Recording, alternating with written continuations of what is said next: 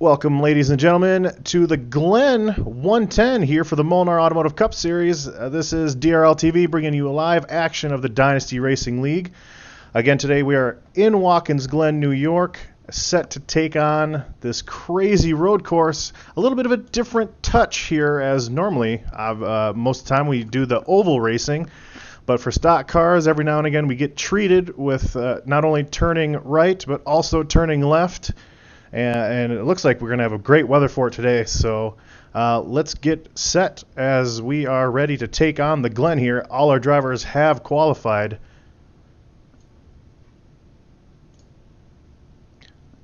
Looking here at the grid, it looks like Anthony Burrows is going to be our pole sitter, and so we will be speaking with him in just 1 second.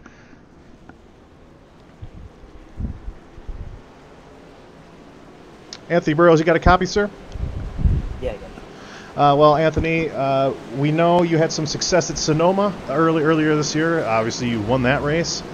Now we are here at Watkins Glen. What is it here specifically that you need to focus on in order to get around this racetrack all 45 times in one piece? Just like Sonoma, just taking care of your car and saving your tires. I don't think hit strategy will play too much of a factor, but I mean, as long as you save your tires up a decent amount, Awesome. Yeah, we've had people complain about the setup that we're bringing here this week. It is a little looser, obviously with these higher powered machines that we have here. That only just kind of adds to the fact that these cars are a little hard to handle, especially through the bus stop, which you guys are entering now here.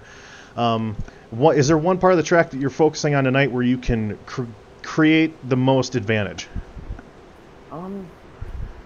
Not really. Maybe for passing, like in turn 1 or turn 7, I think it is. Yeah, really nowhere particular. Awesome. Well, I'm going to let you get to it. You have a couple turns here to get your mindset right. Have a good race, sir, and hopefully we speak to you here at the end. Thank you, guys. Now, my name is Getty Buckner for DRL TV. Joining me tonight is going to be James Pandolf. Not often is it that we find James in the booth with us here, but given that is a special event here at Watkins Glen, it's an event that a lot of these drivers actually look forward to. Thanks for joining us here, James. It's a pleasure to have you. Thank you for having me. I wish I was on the track, but personal issues have kept me out of the car for this week. But I'm looking forward to some great road course racing, the second race of the season for the Cup Series. It should be a fun one to watch. And we are just about ready to go green here. Anthony Burrows will lead us down to the green flag. And here we go. It's going to be very treacherous here going into turn 1 as we have all these drivers trying to jockey for position. And it looks like we had Chris Stouffer there. I can't tell who that is there on the outside. He kind of overdrives turn 1. He will follow it all the way to the rear. Certainly not how you want to start this race. But we do see Anthony Burrows, Caden Honeycutt, Mike Springer, Wade Hustad got a little loose there through the S's. Again, Joseph Held met contact with the 23. We'll look back here. Absolute mayhem back here. And that will draw a yellow flag here, turn 1, and that's going to damage a lot of cars. Ladies and gentlemen, we will be getting that replay to you in just a second. We weren't able to talk much pre-race here, but of course this is one of the things you have to worry about in a road course is when all these drivers are stacked up on top of one another. You see Wade Hustad gets a little loose. Joseph Held on board, who are on board with, has to check up a little bit. He gets looks like he gets tagged a little bit and cuts in front of traffic.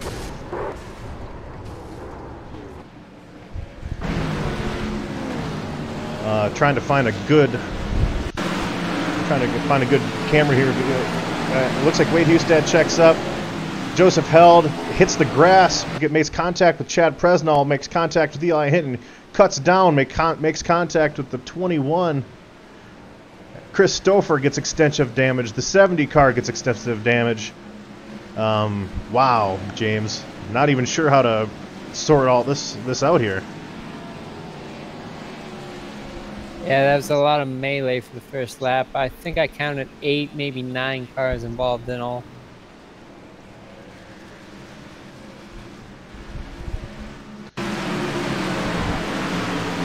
Yeah, we're on board with Eric Johnson, who is involved in this as well. We're watching him, and you can kind of see he already had damage before even getting to this point here. Tries to cut down and just nowhere to go. And with that, DRL TV will take a quick commercial break here, but when we return, we will get this race back underway for you guys. Hope you have enjoyed watching the first couple turns here. We certainly plan to get more than just a couple turns here on this next restart. Again, this is DRL TV. We will be right back.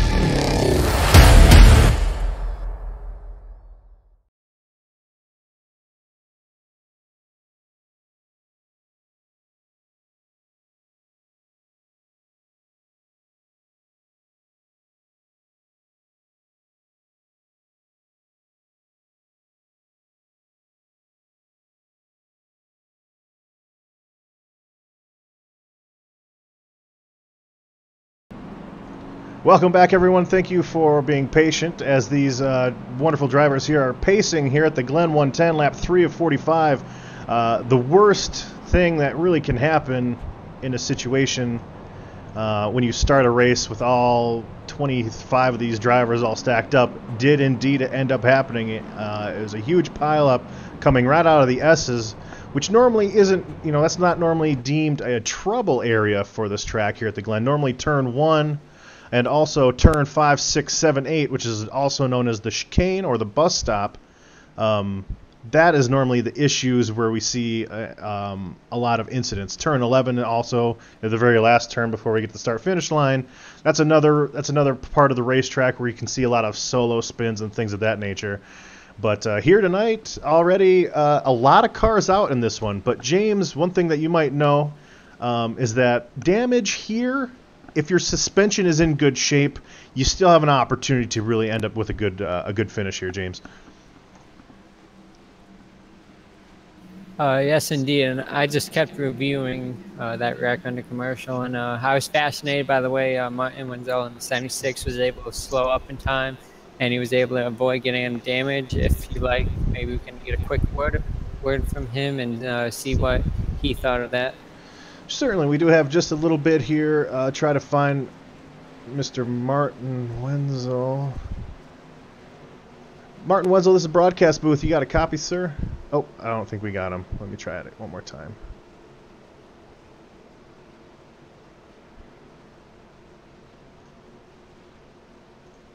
Martin Wenzel, you got a copy here? This is the booth. Yeah. Yeah, we just wanted your quick insight here before we go green on, making it through that caution there. We did notice that you were just in the thick of it. What did you see?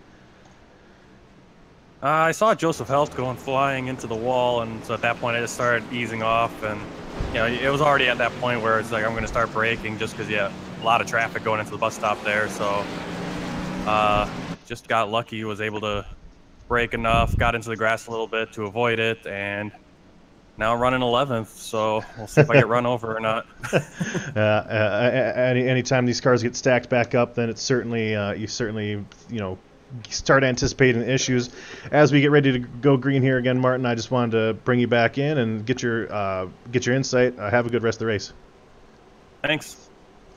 Again, that was Martin Wenzel, kind of known here, the inside joke here at DRL. He's not always known for having the best luck for avoiding wrecks, but James, we saw that he was able to maneuver through that. I don't think he got any damage, so here we are, set to go green one more time. Let's see if we can actually manage a couple extra turns. Green flag here at the Glen, entering, getting ready to watch these drivers dive down in turn 3. Burrows comes up and blocks Caden Honeycutt. And hopefully these drivers realize all the calamity that can happen and maybe are a little bit more patient here on this opening turn. But Caden Honeycutt actually overtakes Burrows coming into the S's here, and he will be your leader as we enter down that straightaway out of turn 4. Looks like everybody decided to calm down. I see the top 10 at least single file, a little bit wide in the back. Yeah, entering the bus stops here, it does look like, we do have a car that has made contact. David Wellborn, it looks like he has spun just a little bit coming out of the S's there. And Andrew Marsh here, as we look at him, he does have a little bit of damage from that previous caution. Looking here back up front now, as you mentioned, James, the top 10, the top 15 or so has kind of strung out here, and maybe we're getting ready to put some laps here at the Glen. Caden Honeycutt stretching out his lead over Anthony Burrows by 0.6 of a second here. And the top 5 drivers here, very well versed in road course. These are names that are starting to become synonymous with the road course racing that we have here at DRL. One name that we are missing, though, is in 25th place, Chris Stouffer, who has had phenomenal success in our Indy Series, out right now because of all that damage he got in that first caution. So it's a shame to see people like that get kind of caught up in someone else's mess right off the get-go. Chris Stouffer, very talented driver. He will not be competing for a win today. But here now, watching, we are watching Caden Honeycutt lead Anthony Burrows. That lead has just about sustained. If anything, Anthony Burrows has kind of cut into that lead.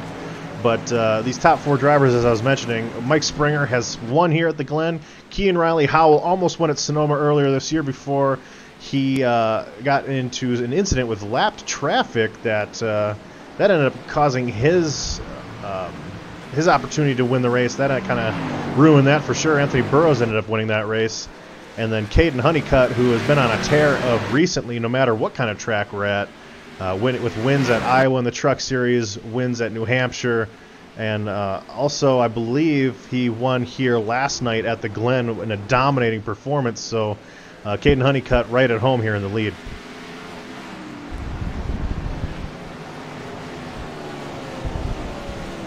One name I'd like to throw out there that has attended tonight's event is Tommy Bordeaux in the 00, winner at Watkins Glen last season. He hasn't made many races due to school, but he is a phenomenal road course racer, and he is one guy I keep an eye on for this event. We were looking at Tommy Bordeaux now. Started 8th, currently 9th, just kind of hanging out here. And Tommy Bordeaux, I believe maybe the last time we saw him might have been for Daytona, which again was, as you mentioned, it was certainly a while ago. But Tommy Bordeaux, anytime he comes out, he puts on quite a show. Now looking around here, one driver, Alec Martinez, kind of saw him in the frame there, kind of struggling to get around right now, struggling to get into a groove, but still in 12th place, minimal damage to the vehicle. So, you know, obviously anytime you have that situation come about, you do have a minimal chance, or you have a good chance to, you know, still end up with a good finish. As we see Thomas Harmon, replay here, it looks like Thomas Harmon gets a little bit loose. Yep, absolutely, in turn 10 here. Not loose, but he actually just goes off course just a bit, and he's going to lose 3 or 4 positions there.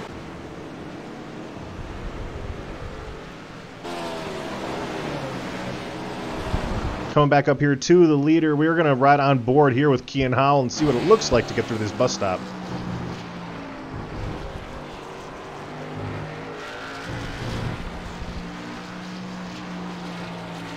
Entering turn 9 here, a very long sloping turn, very easy to overdrive this corner, and turn 9 is probably one of the easiest turns to heat those tires up.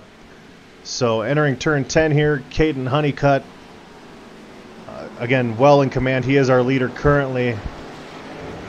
Hits those rumble strips, enter turn 11, which, as I noted earlier, is, especially as these tires get a little bit more wear on their tires, or especially as these drivers get more wear on their tires, turn 11 can really be an issue. It's very easy to get loose. It kind of like, not loose, it's just kind of snaps loose. All of a sudden you're driving, you hit the accelerator, and all of a sudden your car is headed down pit road. So certainly all these guys up here are very, very experienced in that. They'll, I'm sure, you know, they'll know, but some drivers may not. We'll certainly see how that shapes out today. Looking back here at Thomas Harmon again, trying to rebound after losing a couple positions when sliding off in turn 10. I did notice Chris James entered the pits. I'm not sure if that's scheduled or not. He has been on there for a few seconds now, so I think something might have occurred. Yeah, there. You know, we've seen that throughout the year. Chris James having to, you know, take breaks during races to, you know, attend to family matters, or, you know, or something similar to it. Hopefully he can get back, and we also saw David Wellborn come down pit road, probably to fix some of that damage that he had from that spin earlier. And again, we are riding with Thomas Harmon here, just kind of listening to his car, listening to his throttle strategy as he tries to chase down Alec Martinez in the for 11th place.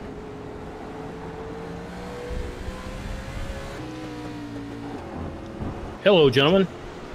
Hello. Tater here. I just wanted to come in and clarify the caution. Typically, this wouldn't be a full course caution, but since the entire track was blocked, we went ahead and threw a manual caution to get us through that. No, also, thank you for letting us know, because you know, we didn't really have time to delve into the fact that at road courses it's normally sectors that get shut down, and you don't see that full course caution quite as often. Yeah, absolutely. Also, you'll notice that the pace car gives you, I don't know if you noticed this on the broadcast or not, but the pace car will give a 1 to go, and you actually got 2 to go. So when it looked like the guys are pacing endlessly, it's because there is a known glitch that makes these guys do an extra lap under pacing to get everybody double filed up and get the restart going. So just wanted to come in here and clarify that for you guys in case there was any type of head scratching moment for you. What the heck's going on? With me, Tater, there's constantly head scratching moments going on. There's nothing that we can do about it, though. All right, gentlemen. Well, you guys have a fantastic broadcast. If you need anything from me, you know where I'm at. Awesome, Tater Bowman. Thank you very much. Again, Tater Bowman, speaking to him, he is co-owner of the league, and he also does race control for the Molnar Automotive Series. Great to hear from you, Tater. Thank you. We have been watching this battle for second shape up here. Kean Riley Howell has caught Anthony Burrows.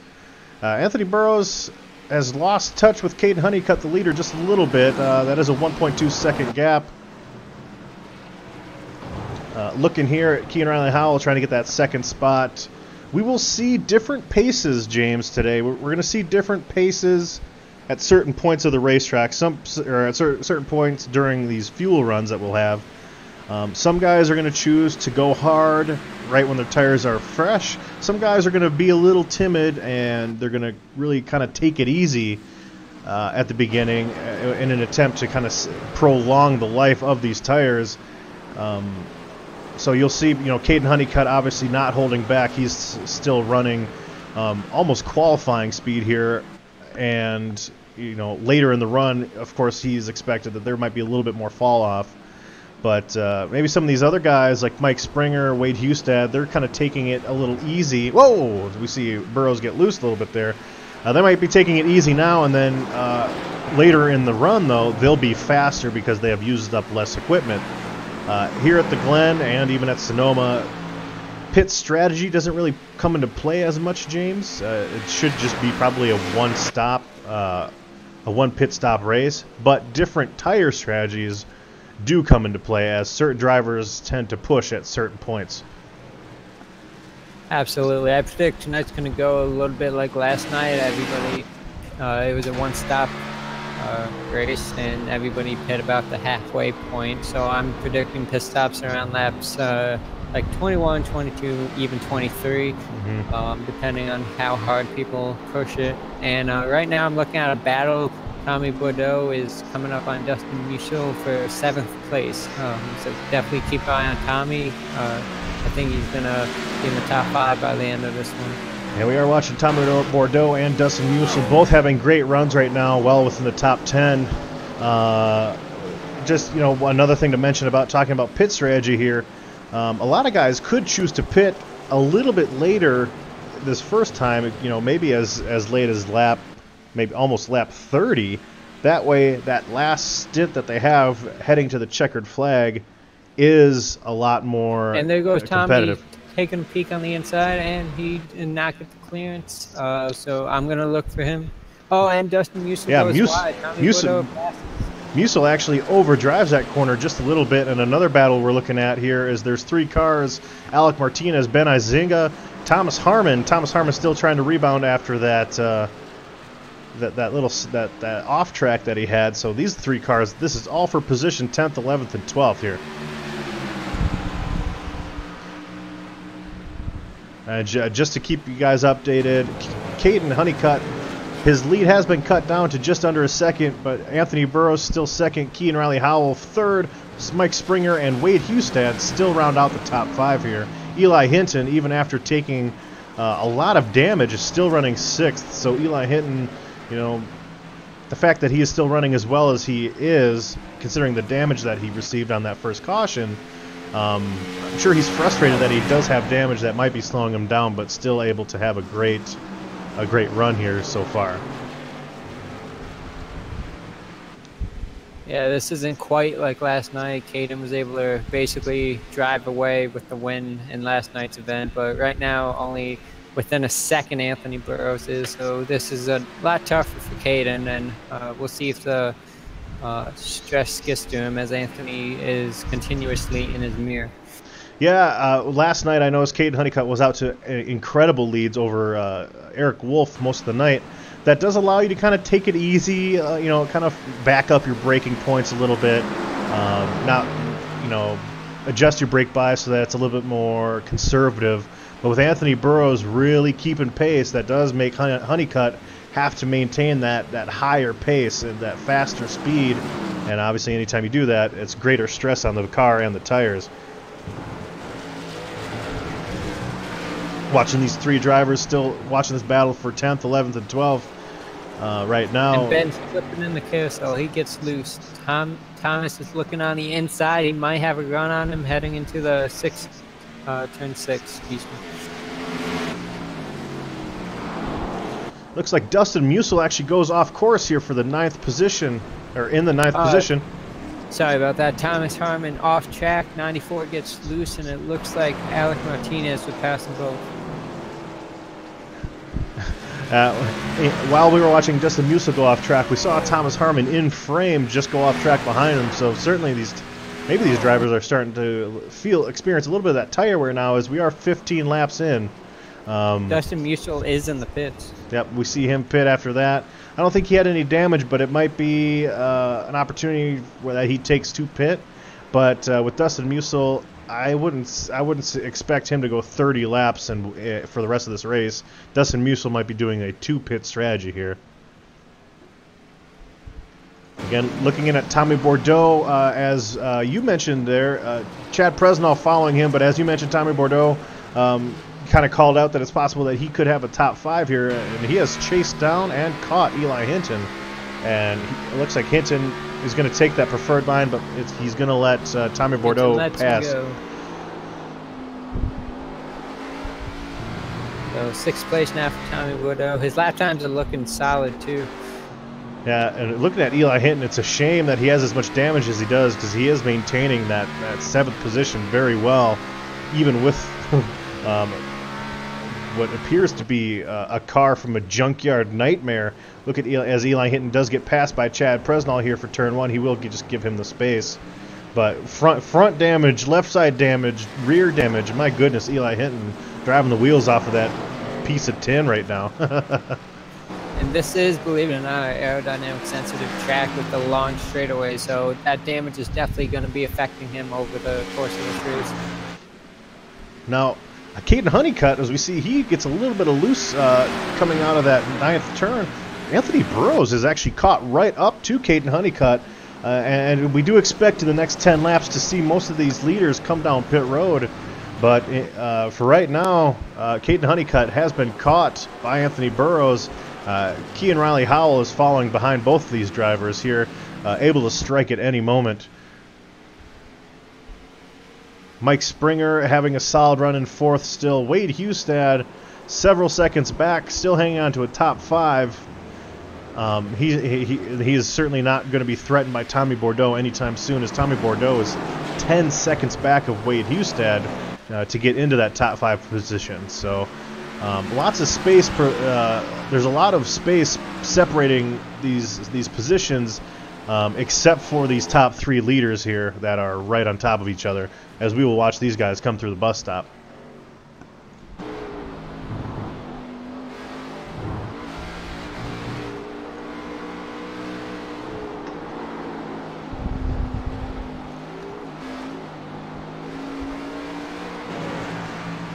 I've been following this battle for a couple laps now. The 70 of Andrew Marsh and Martin Wenzel, who actually Martin just got loose coming off turn 1, and Andrew was able to pass him. I was going to say Andrew's been trailing along Martin the laps now, and just waited if Martin had, and he was able to get by him. So that was smart on Andrew not to push the issue. He does have a little nose damage, but Andrew Marsh, known Truck Series driver, right now in 12th. Awesome. Thank you for giving us an update on that battle there, as we are watching this battle for the lead here between Caden Honeycutt and Anthony Burrows as they come through the S's here. Anthony Burrows was peeking inside just a second ago. It seems like since then they have kind of righted the ship, or Caden Honeycutt has righted the ship. And James, you hit it right on the head. Caden Honeycutt might be feeling the pressure from Anthony Burrows. Something that Caden Honeycutt really hasn't had is company breathing down his neck in the last race or so. Even at New Hampshire, he had it, with the exception of the battle there at the end with him and Ryan Hesgaard in the B Series, and with the exception of at New Hampshire, we saw Anthony Burrows and Caden Honeycutt actually make contact with one another. So these drivers do have a little bit of history, but again, Caden seeing Anthony Burrows behind him might be helping him, assisting him rather, into some mistakes that he wouldn't normally make.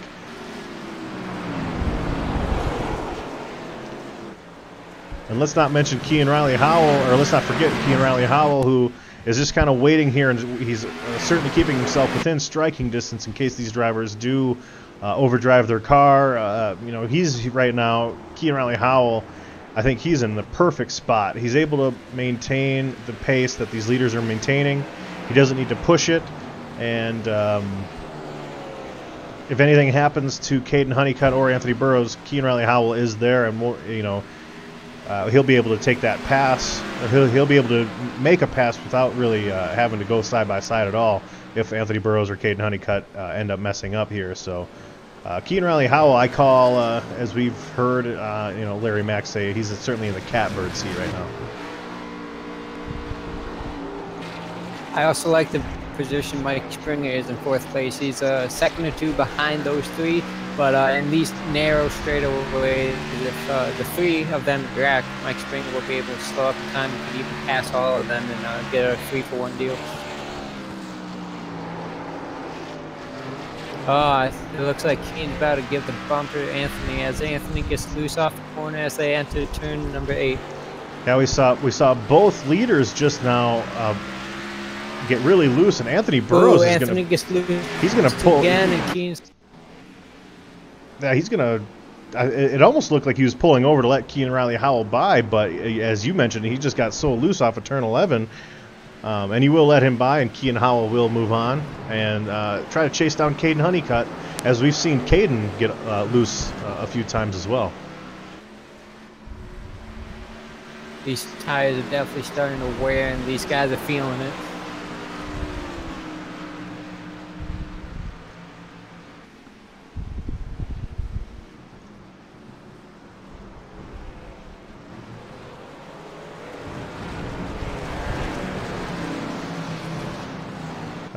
With about 5, 6, 7 laps or so before pit stops, scheduled green flag pit stops, we're going to take a quick commercial break here.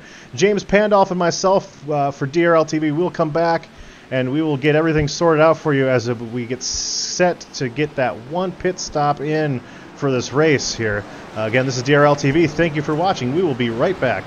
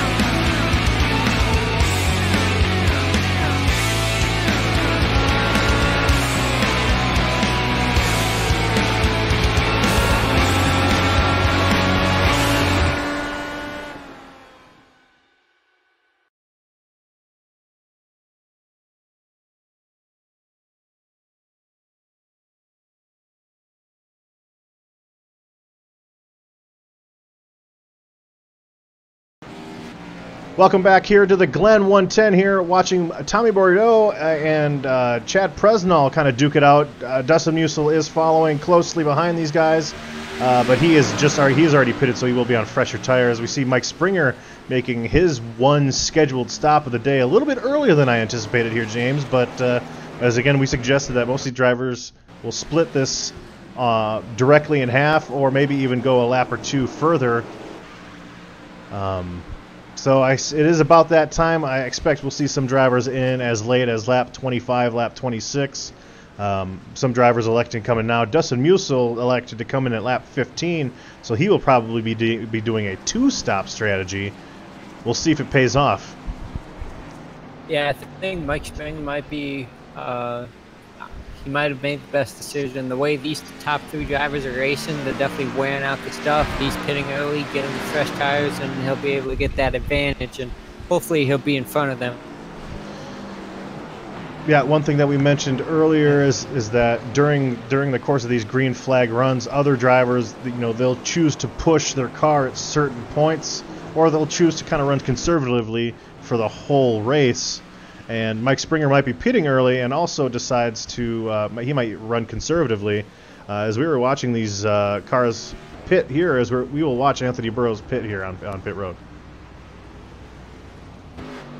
Or not Anthony Burrows, Caden Honeycutt, sorry. He and Kean Riley Howell both forfeit first and second place here. Kean Howell overshoots his pit. Uh-oh, that's going to cost him a lot of time. Yeah, that's going to hurt him. Mike Springer will definitely be able to pass him and get at least the place out of it. not Kean Riley Howell certainly more than capable of being able to make up that spot, but he has now put himself in a situation where he's going to have a lot of work to do. And Mike Springer does get past Kean Riley Howell, as does Alec Martinez. Alec Martinez has not pitted yet, so again, we continue to see these leaders come down pit road. Anthony Burrows has elected to stay out for now. We'll see if he comes down this time by here.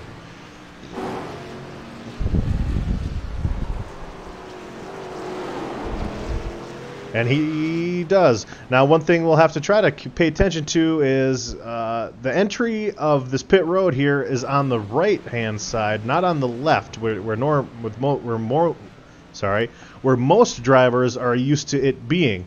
So this is a completely different pit entry than some of these other guys are used to. It's easy to spin off of turn 11 in anticipation of this pit road entry. So there might be some entry issues, or there might be some speeding issues. Looks like Anthony got in his box perfect. We'll just have to see where he comes out back on the track. And we do have our eyes on Anthony Burrows. He exits fine. He does have that first stop, but it looks like Mike Springer will be past Anthony Burrows. And Wade Hustad now, the last of those top 5 cars here to pit. He will come out here and probably lead that lap, is what he's looking to do. It's possible that Alec Martinez might be having a little bit of connection issues. I see him kind of blip in and out. Tater Bowman, who we spoke with earlier, of course, probably relaying that message to him, and hopefully that his connection issues solve themselves shortly. That way Alec Martinez can come out here and continue to compete, as he's been around that 10th spot, that 11th spot for most of the race. Lucky for Alec Martinez, being a road course, you are mainly by yourself, a single file. Possibly be. Yeah, now Wade Hustad he was able to lead that lap, but we saw some handling issues for him heading into and heading out of turn 10. I fully expect Wade Hustad to pit this time by, now that he has his points for leading that lap. When he pits, Caden Honeycutt will take over, and he has a 4-second lead over Mike Springer.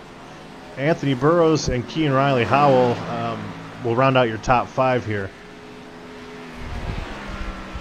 Yeah, although Mike Springer did get in front of Anthony, looks like Anthony is faster than him overall and should be able to get by him within a couple laps for what will be 3rd place. However, when Wade pits, it should be 2nd place. Yeah, we will focus on our leader Wade Hustad to see if he does indeed tend to come down this time by. I'm certainly not against him staying out a couple extra laps. Obviously, you don't want to stay out too long, because these drivers are going to have such an advantage on these new tires. And when I say these drivers, I'm talking about he's coming in. Yeah, Wade Hustad is pitting. The leaders behind him pitted 2 or 3 laps ago, so he could have an advantage towards the end of the race because he'll have less tires, or he'll have less wear on his tires.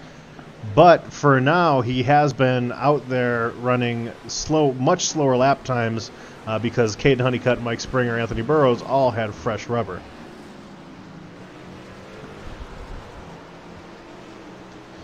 And looking at him now, it looks like that was a smooth entry. I'm sure he'll get off just fine as we look at our leader, Caden Honeycutt, who has so far led the most laps. The only person to really, I think he's the only person to lead a lap besides Anthony Burrows and Wade Hustad. So Anthony Burrows was our pole sitter. He did lead those first 5 laps or so, but since then, Caden Honeycutt passed him on that first restart that we had after the caution, entering those S's, and has not looked back since. And now, through that pit cycle, you can see that Caden Honeycutt really did an excellent job getting on and off pit road, as he pitted at the same time that Kean Riley Howell did, Mike Springer, and Anthony Burrows. And when they pitted, Anthony Burrows was just a couple tenths behind him. Now he is almost 5 seconds behind. So great job by Caden Honeycutt. Just an update. It looks like Alex Martinez did receive food put, and he is currently out of the race.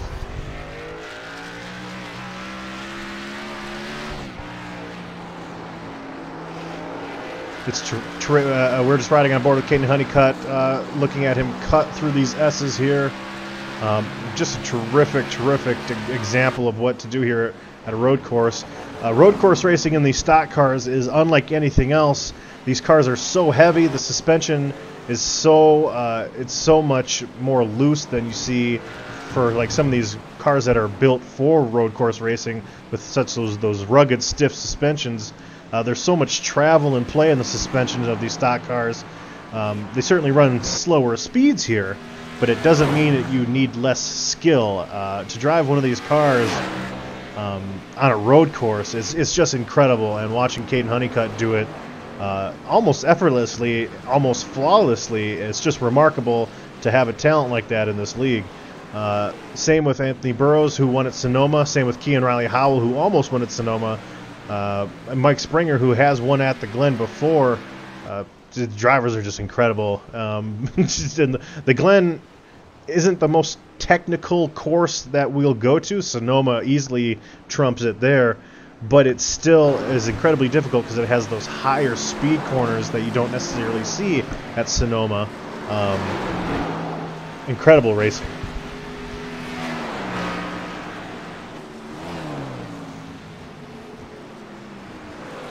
Just a side note, a lap ago, the 02 Joseph Held went through the grass into the sand pit and dropped from 9th down to 11th. He is the last car on the lead lap.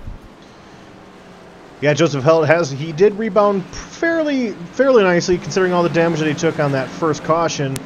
He was up as high as you said 9th there, but we've seen Thomas Harmon go off course a few times. We even saw Dustin Musil go off course. Certainly, it's very hard to go 45 straight laps here without making a mistake, as we've even seen Caden Honeycutt and Anthony Burrows get loose off of some of these corners and almost edge, and then there's the drivers that do lose it.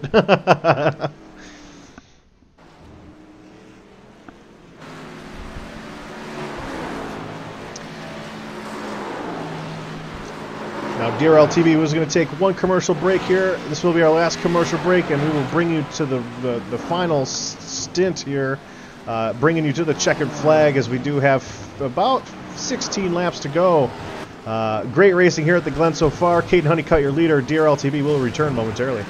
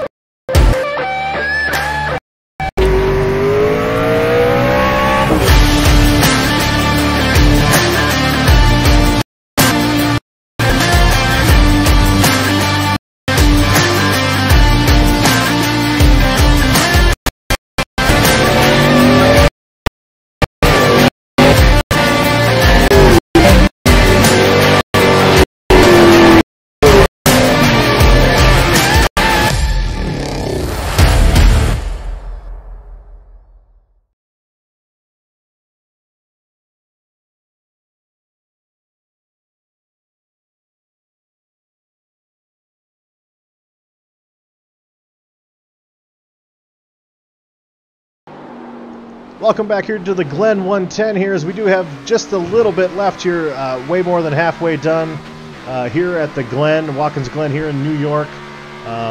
We are currently on board with Tommy Bordeaux, who has cut through the field pretty nicely up in 6th position, but he is currently being challenged by Chad Presnell, who's been sitting in that 7th position basically this whole race here, and we are looking out the back of Tommy Bordeaux.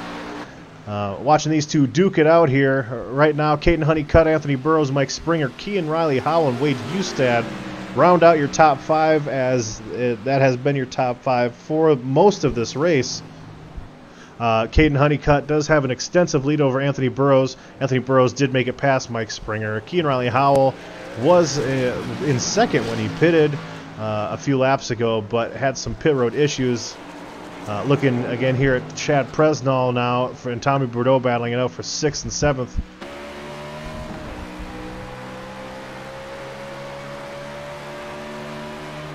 Watching this battle unfold here as they enter turn 10.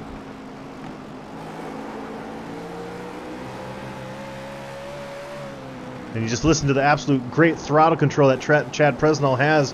Turn 10 and turn 11, very flat corners that you carry a decent amount of speed through, so it is very easy to lose your rear end of these cars through those types of corners with all the wheel spin that could be happening. Entering turn 1 here, it looks like Bordeaux overdrives slightly, just a bit. That gives Chad Presnell an opportunity to look underneath, and he will take that position for now. So great battle there. It's a good example of what happens if you overdrive the corner just a bit. Tommy Bordeaux ends up losing a position.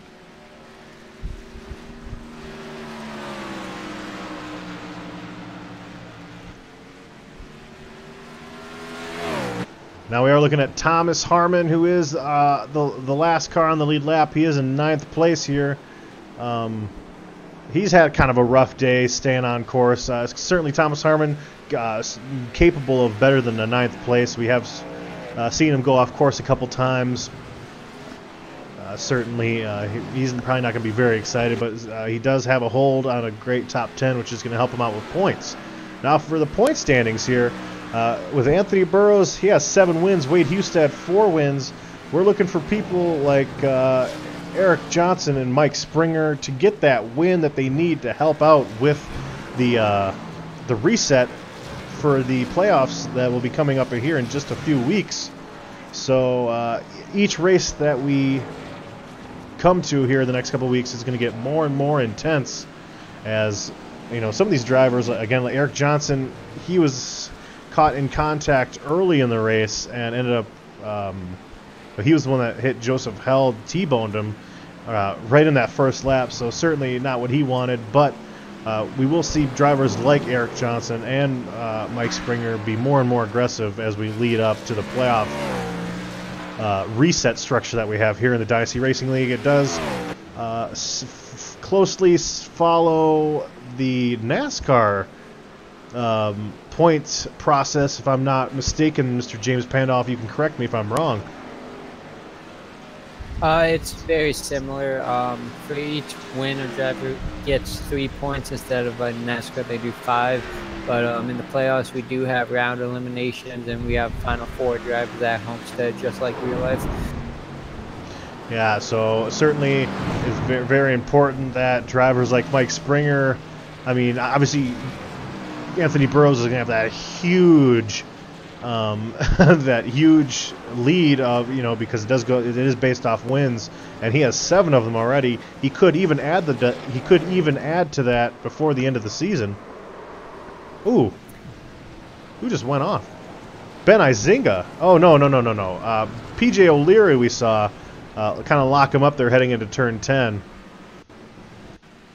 We're going to go on board with him here for this Molnar Automotive replay here, watching PJ O'Leary head into turn 10. It looks like he might have had a little bit of wheel hop there upon downshifting, and that car just absolutely cut out from underneath him. We'll go back live here to our leader, Caden Honeycutt. Looking back here at Anthony Burrows now, he is in 2nd place. He started first. He did lead some laps.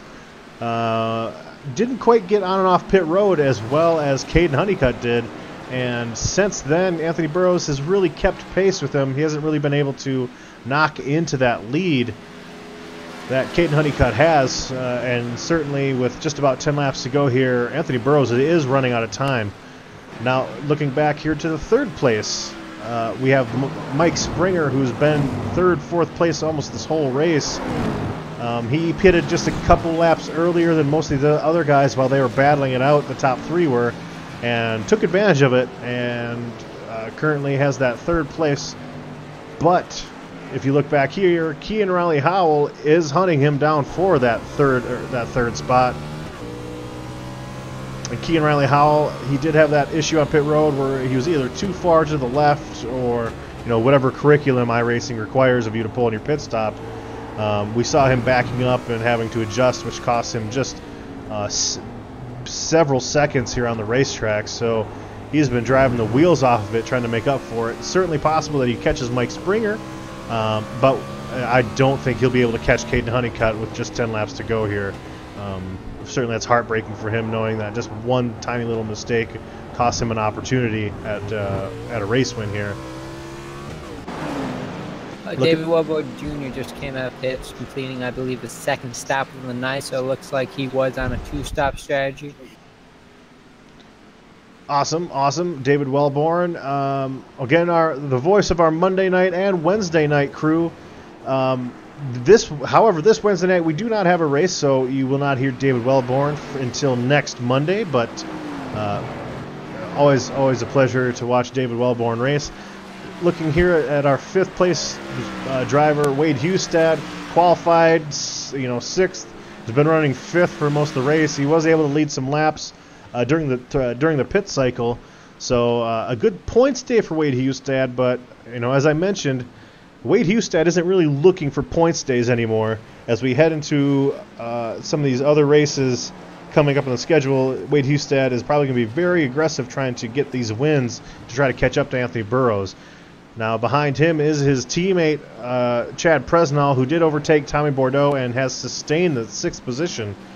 Chad Presnall, he does have wins this year, so he's obviously going to be looking to get more, but for now, this is another good points day for Chad Presnall. Ooh, who was that? I heard a loud crunch there. Turn 10. That was David Wright. We'll try to see what happened there with David Wright entering turn 10. It looks like his engine finally gave out. That was that loud bang that we heard. That his engine ended up quitting while downshifting for that turn 10. Very unfortunate. David Wright didn't end up having that great Glen that he had wanted. Anyway, coming back to Chad Presnall. Oh, sorry, James? No, I was saying it looked very possible that he might have accidentally downshifted to first gear, blowing the motor instead of going to third. if I had a nickel. I can't judge anyone who's ever done that, because I've done it before in a car that is easier to drive, on a track that is easier to drive, so... yeah, I've done it myself. If Andrew Short is watching this broadcast, who is my SGK racing teammate, I'd run the Pontiac Solstices a lot, and I've blown the engine on the Pontiac Solstice, which pales in comparison to what these stock cars could do, probably 10 or 11 times. Anyway, back here on the track, we were following Chad Presnall. He passed Tommy Bordeaux about 5 laps ago or so, and has put decent distance on him so far. Tommy Bordeaux right now in no position to lose 7th, certainly, but as these laps wind down, he's becoming less and less likely that he'll advance on that 7th position there. So still a great run by Tommy Bordeaux. Ooh, the leader's off the track. Caden Honeycutt manages to save it. However, he did get into that kitty litter. He's back up to speed. Let's see how close Anthony got to him. Yeah, Anthony did have and we see it there. He does get. This is a replay right now. I do apologize. Before, I also was in replay mode while cycling and trying to talk about the field here. Live here with Caden Honeycutt. It looks like that took about 2 seconds off the lead. But James Pandolf, he still has a 4-second lead over Anthony Burrows. It's incredible the fact that you can run off course and still have multiple seconds on the car behind you. Yeah, ever since that pit cycle, Caden Honeycutt's race has done a 180, and now he's comfortable in the lead. Like I said, prior to the pit stop, it was a 3-man race for that lead with Anthony on his tail. But ever since then, Caden's been 3+ seconds ahead of Anthony, and yeah, it looks like he's on his way to his first Dynasty Racing League Cup Series win.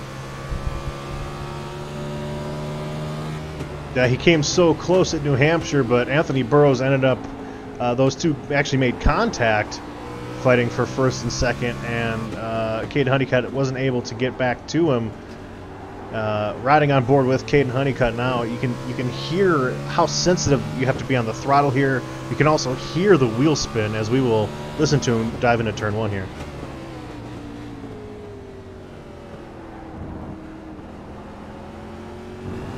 I mean, it's pretty amazing, that shot there. You can actually hear the tires searching for something to grip onto. Caden Honeycutt is absolutely running the wheels off of this vehicle right now. It's incredible to watch. And right now, really, with the exception of Tommy Bordeaux and Chad Presnall, there isn't any other battles for position here. Watching Caden Honeycutt slice through the bus stops, turn 5, 6, 7, 8, enter turn 9 here.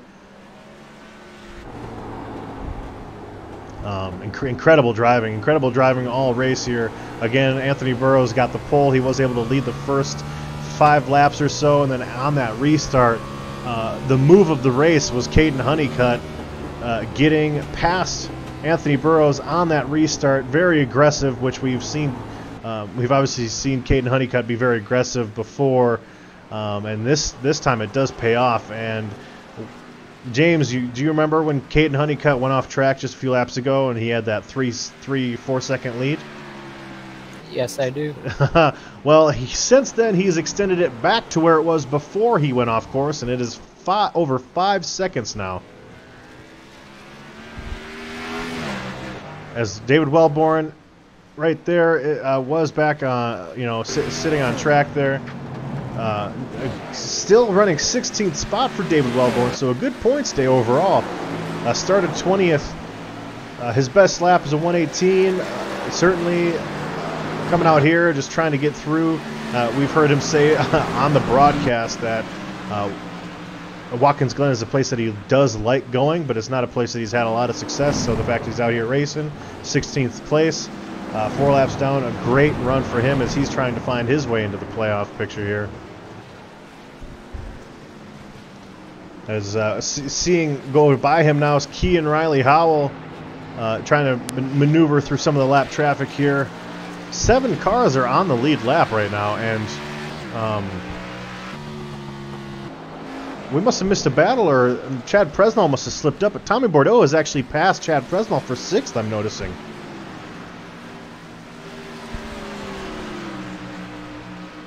Outstanding for Tommy Bordeaux. At the last time that we took a look at these guys, they were flip-flopped, so either Presnall went off track, or Tommy Bordeaux just found a whole nother gear here. Currently one of the faster cars of our leaders. So Tommy Bordeaux running 6th spot, running in 6th place, with Chad Presnall trying to get back around him for that 6th spot. I just looked back on it, and on lap 41, on the second and final turn, Chad Presnall actually went high and ended up getting into the grass a little bit, allowing Tommy to pass him. All right, watching this battle now. Chad Presnall does have a little bit of damage, but not too much. Again, Presnall's had a very nice, solid race, so great to see that. Watching Tommy Bordeaux dive into turn 1 here, and just in front of him, Martin Wenzel, who we spoke with earlier. He has a very nice, clean race car, almost in a position to get a top 10 here. So it's great to see Martin take a break from the booth and actually get out here and race a little bit. Not often that you get to run a race on the same day that you would normally broadcast. But Martin Wenzel out here taking care of business, so good for him, and good to see a fellow broadcaster come out here and strut his stuff. Come back here, back up to the lead. Caden Honeycutt, again maintaining a 5-second lead over Anthony Burrows. Mike Springer, top 3. Kean Riley Howell, Wade Hustad rounding out top 5. Really no one in a position to overtake anybody. As you can see, the gap back to Anthony Burrows with 3 laps to go here, James. I think Caden Honeycutt, assuming that, that he can get through these next 3 laps here without really too much issue, he will complete the sweep here at the Glen. He also winning last night's race in the B Series, the Ghostbusters, the Northeast Ohio Ghostbusters Series, in even more dominating fashion, if you can even imagine that. Yeah, Caden has a lot of talent, that's for sure. He's ever since he came here a few weeks ago, he's been up front every race, and he's putting on quite a show for everybody. Watching Caden Honeycutt dive down here into turn 1 here. Just a great racing. Very smooth, but also, you know, also aggressive. It's a very hard balance to try to find, smooth and aggressive. But he's been able to do it, and almost flawlessly again, with the exception of going off course there that one time that we know of course. You know, we don't have our eyes on him 24/7, but you know, going off course once, still having a 5-second lead. I'm sure Anthony Burrows is trying everything he can do to get to him, but it's just he is going to run out of time here with 2 laps to go. Watching Anthony Burrows cut through the bus stop into turn 9. But I think the driver right now in our top 5 that needed to really have a drive like this was Mike Springer. He came out here. He hasn't had the best luck this season. He's still very high in our point standings, but because he doesn't have the wins, he's not going to start the playoffs as high as where he currently sits in the point standings. So he needed to come out here and probably just prove to himself more than anything that you know, he can come out here and compete with these guys as we get set to you know, get on that championship run in about a month. Now this is the final lap here. We're going to watch Caden Honeycutt circle this place one last time. Going back to Mike Springer with this race and how well he's doing, it will put him back into the top 5 in the standings once this race completes. Yeah, I can't stress enough how important this race has been to Mike Springer. Whether he admits it during the interview process or not after the race, just absolutely phenomenal for him to come out here and get a top 3 at a very, very difficult track. It's incredible. Mike Springer doesn't have a win in the Molnar Automotive Cup this season, but he does have a win in the Indy Series at most sports. So he does know success on the road courses. You know who else has success on those road courses though? Is Caden Honeycutt coming into turn 11 for the last time. Incredible race he does. He will sweep the weekend as he comes to the start-finish line here. Caden Honeycutt, your Glen 110 winner. Look here at Anthony Burrows. Follow Mike Springer past the start-finish line here. And that will be your top 3. Your top 5 looks like will be rounded out by Kean Riley Howell, Wade Hustad. Incredible runs by all 5 of those drivers, James. The top 5 never changed. Hey, if you can go back to the Tommy Bordeaux, Chad Presnell, we had a last lap pass, and these 2 are going to go at it to the line. Ooh, Chad Presnell gets loose in the carousel. Tommy has the inside line. It's going to be a drag race down here. We're on board with, or we're not on board, but we are watching this battle currently. Chad Presnell does have a little bit of an advantage. Tommy Bordeaux going to dive it deep down here into turn 10.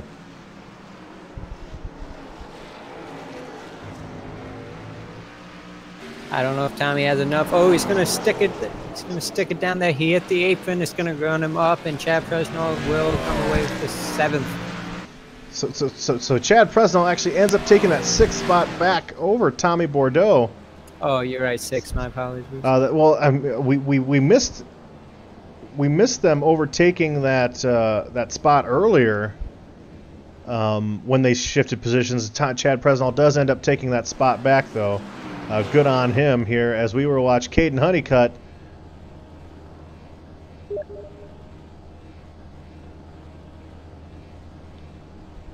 burn it down here for his victory this here at the Glen.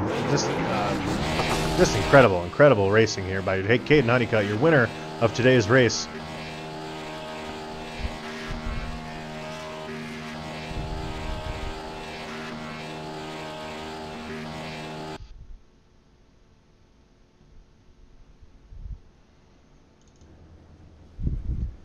All right, well, let's try to speak with Caden Honeycutt, our winner, if we can find Mr. Honeycutt. I don't believe. Oh, there he is. Caden Honeycutt, you got a copy, sir? I do, but it says I'm 7th for some reason. Well, that will be adjusted. We know that you won the race. Caden Honeycutt, great race today. You led the most laps. You had a great pit stop. What is it for you that you think was the defining moment of this race today?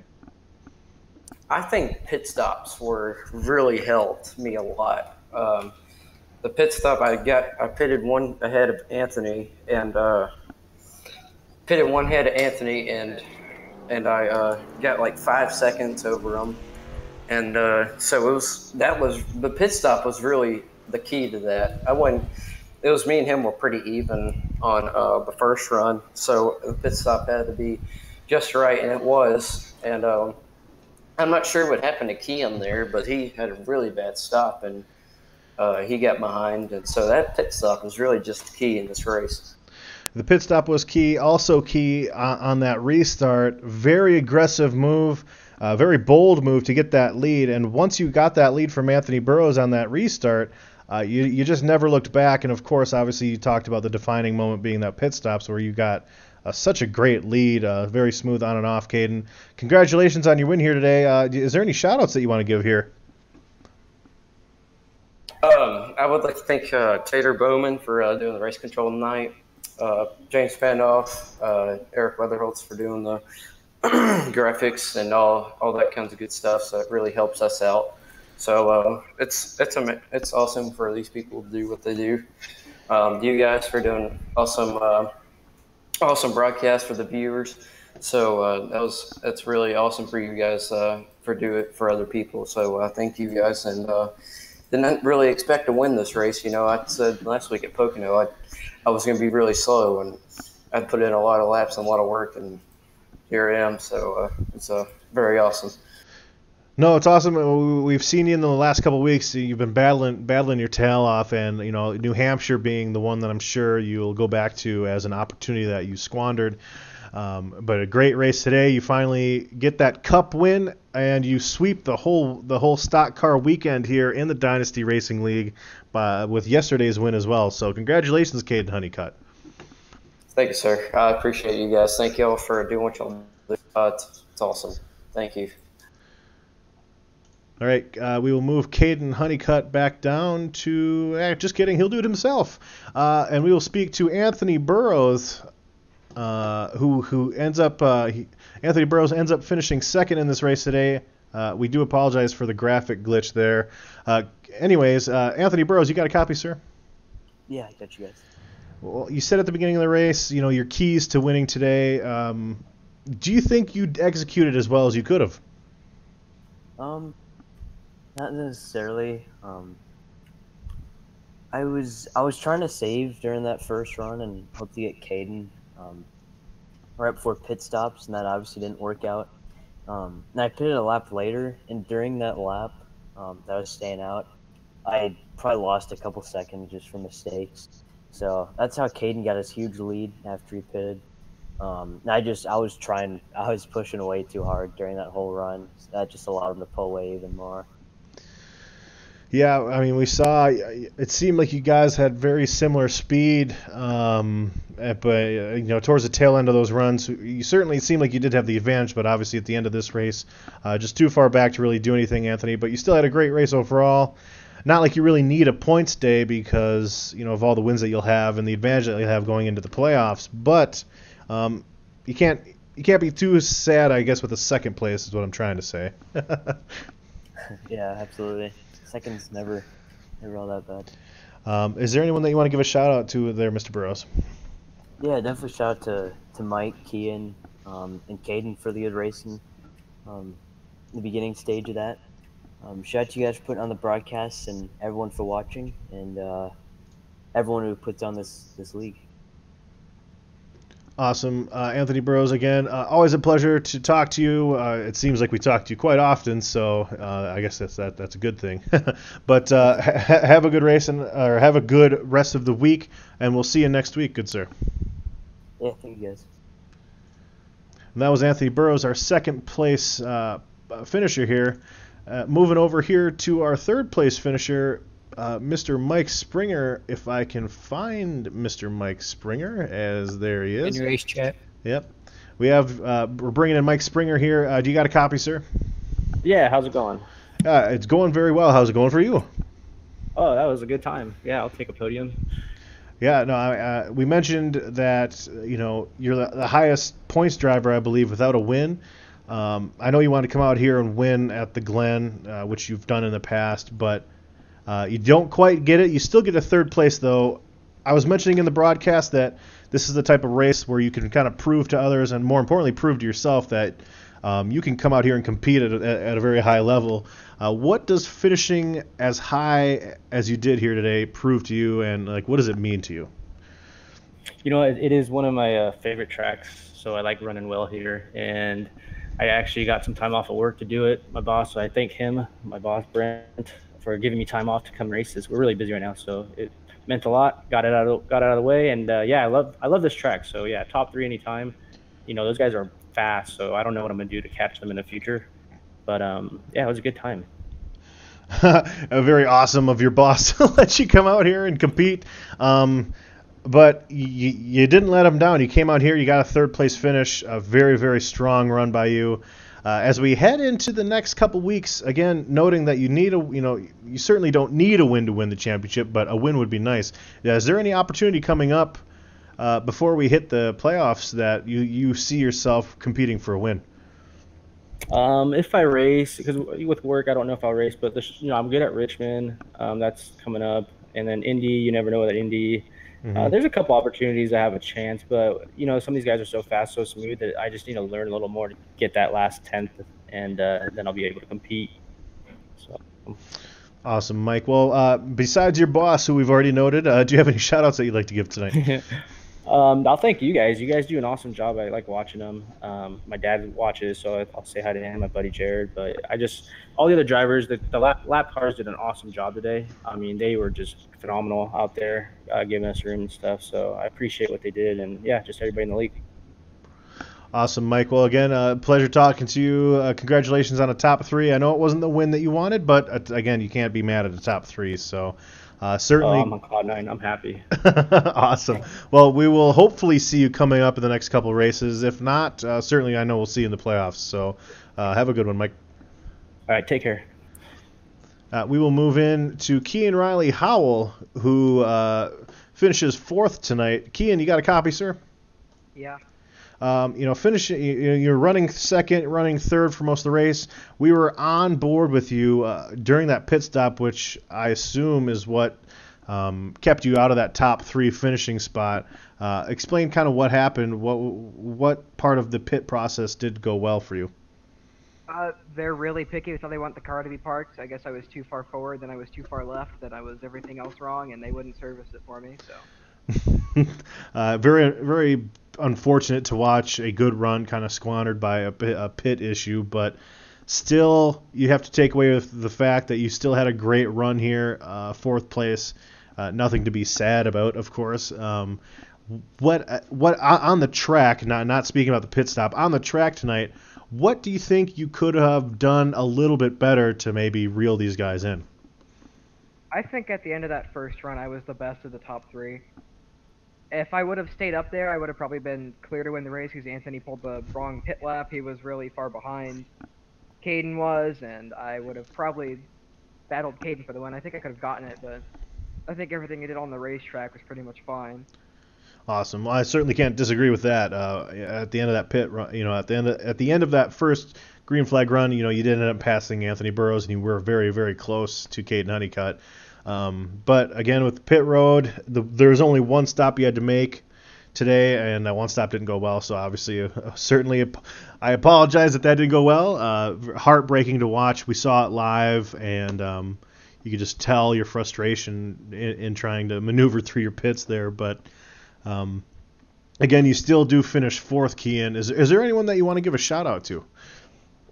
I mean, thanks guys for putting on the broadcast tonight. That's that's about it. I'm just tired of losing races I should be winning.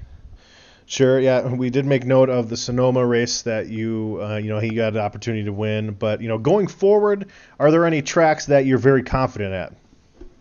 Of course, we got the big flat 2-miler where I came back at this season. Michigan's coming up, and then we got that little arena in the form of Bristol. I'm both pretty good at both of those racetracks, and further up the road we have Darlington, and I mean if we do the Charlotte Road Course later in the season, there's always that. So I don't think I'm out of chances yet. Awesome. Well, Keen, it's great to watch you race, and I wish you best of luck as we move forward to those races that you mentioned. Thanks, guys. All right, one more person to bring in. We do have Mr. Wade Hustad. Trying to find Mr. Wade. Wade, you got a copy, sir? Wade Hustad. Hey guys, I do. All right. You ran fifth for, honestly, really most of the race besides during the end of that pit sequence where you were able to get that lap led. I assume that was the goal. Is that correct? Yeah, it was. I was just kind of running my own race, and I saw how far back some of the other guys were. And I knew on pit strategy, if I pit 2 or 3 laps ahead of those guys out front, there was no way I was going to catch them. So thought I'd go for the bonus points and hopefully maintain that top 5 for the finish. Well, I mean, you did a very good job. The top 5 seemed like they pulled away from the rest of the field. A great run by you all the way around. Of course, still chasing Anthony Burrows in the win total, heading towards the playoffs. The closer we get to the playoffs, the more that storyline is going to dominate. Is there any opportunity coming up? I know you're kind of looking. Someone mentioned that Richmond is going to be on the schedule upcoming. And I know you're going to be looking at an opportunity for a redemption there at that track. But Michigan, a place that you already won, that's where we go next week. Is that, do you plan on repeating as a winner there, or are you kind of entering it with more conservative mindset? Really, at this point in time, it's more or less just going all out and trying to get those bonus points and wins leading into the chase here. So I think our odds are pretty good at places like next week would be Michigan is pretty good, and Bristol. I do like Darlington. Haven't really turned too many laps there with the Cup car, but another one of my favorite tracks. So I think we have a good shot at getting a couple more wins here. But I don't know how those bonus points really play into the chase if it's just for the first segment. But really, it's going to be cutthroat. When we get to the chase, it's out going to try to beat those guys. Race after race. So it'll be pretty interesting when we get to that point. Well, while we have you, I mean, is there anyone that you want to give a shout out to with your top I finish? want to shout it out to Tide. They're going to be cleaning all my clothes from the sweat that I've went through for this race. I was pretty much wringing wet, man.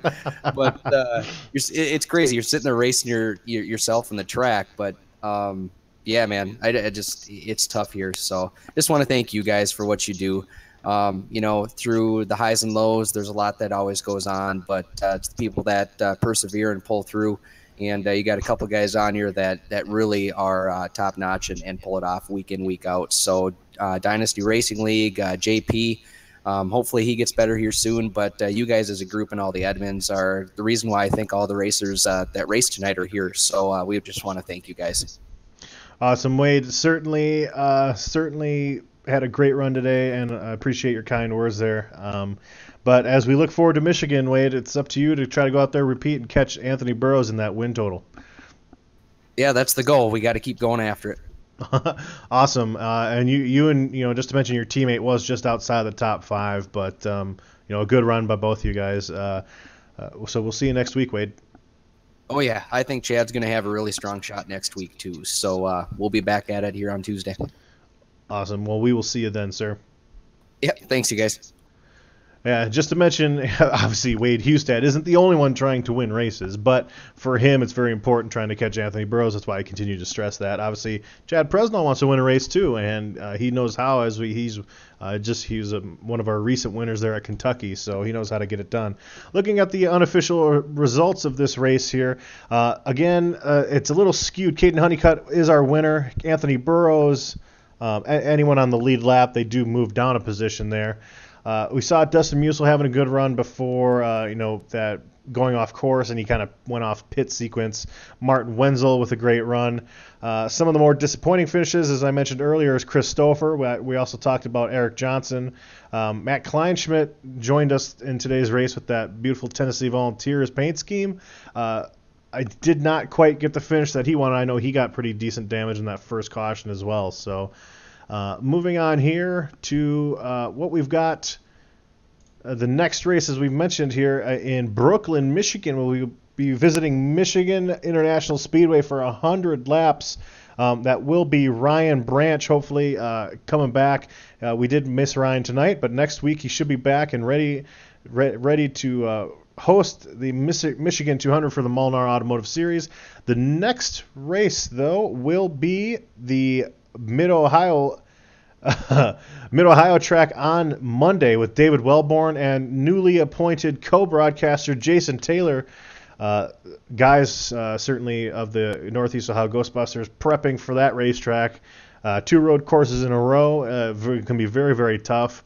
That track doesn't have a lot of forgiveness. So certainly it's going to be tough for these drivers to circle that track, but I think they're going to put on a heck of a show as they always do. Hey, real quick, why don't we give Tommy Bordeaux an interview, ask him how his race went, and with that fantastic last lap battle? Oh, certainly. Looking for Tommy Bordeaux here. Bring in Tommy Bordeaux for an interview. Tommy Bordeaux, this is the broadcast booth. You got a copy? Well, yes, sir, I do. Tom. So we don't get to see you that often, so a great battle between you and Chad Presnell in those last 15 laps or so. Kind of tell us how your race went. Well, it was an interesting race. Qualified decently. Didn't have the ultimate pace I would have liked, but pretty much blew turn 1 right at the start. So had to work my way up from the back and had some good battles all along the way. And Chad Presnell and I had a great race there for it must have been the last 30 laps. We were going back and forth and had a great time. He got me in the end there, but it was a lot of fun racing someone instead of just running around by yourself. That's for sure. Well, yeah, we did. I did note that a driver did overdrive turn 1.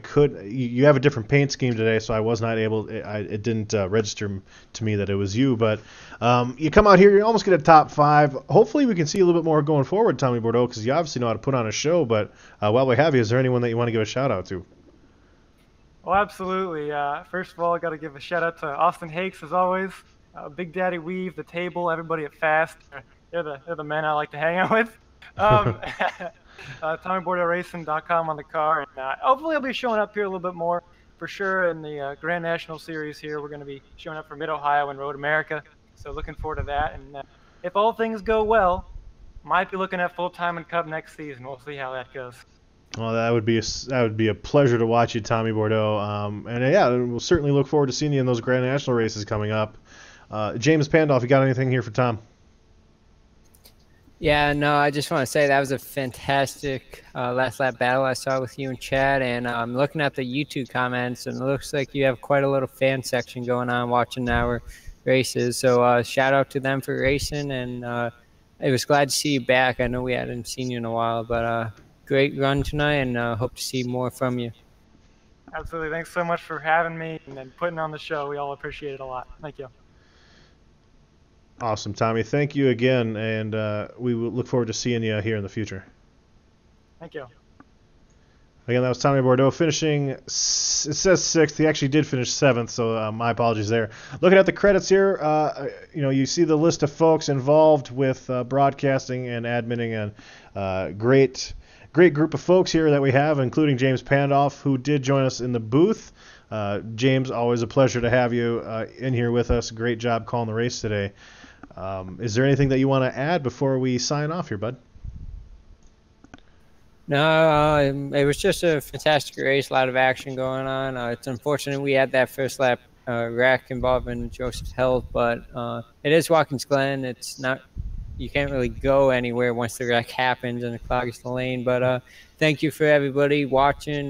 Thank you for everybody who raced tonight, and thank you for everybody that helps out with the series, with the league. Without any of them, we wouldn't be where we are now.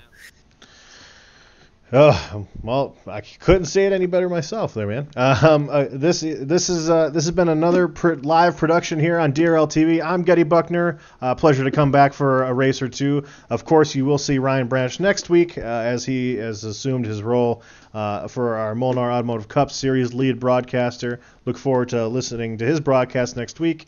If you like watching 10 plus hours of live racing coverage, or if you are a fan of a specific driver here, hit the like button there on YouTube. You'll be notified anytime that DRL TV goes live. We go live 3 to 4 times a week. And it's been an absolutely crazy season, a great race today, and I know that we'll have a great race on Monday when we resume live coverage. So as for DRL TV, my name is Getty Buckner, here with James Pandoff. Thanks again for joining us, and good night here from Watkins Glen.